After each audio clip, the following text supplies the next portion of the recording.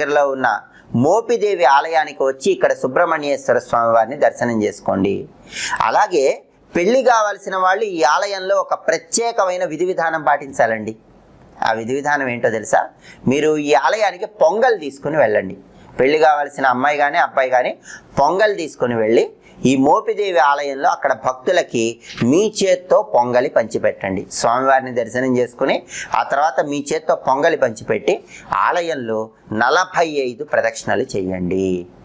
మీ చేత్తో భక్తులకి చక్కగా పొంగలి పంచిపెట్టి ఆలయంలో 45 ప్రదక్షిణలు చేసి మీరు ఇంటికి వచ్చారనుకోండి, అతి తొందరలోనే మీకు తప్పకుండా వివాహం నిశ్చయం అవుతుంది.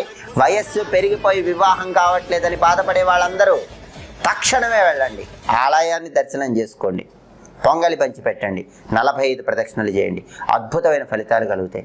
అలాగే మీరు ఆ ఆలయానికి వెళ్ళినప్పుడు ఎవరైనా సరే ఏం చేయాలి?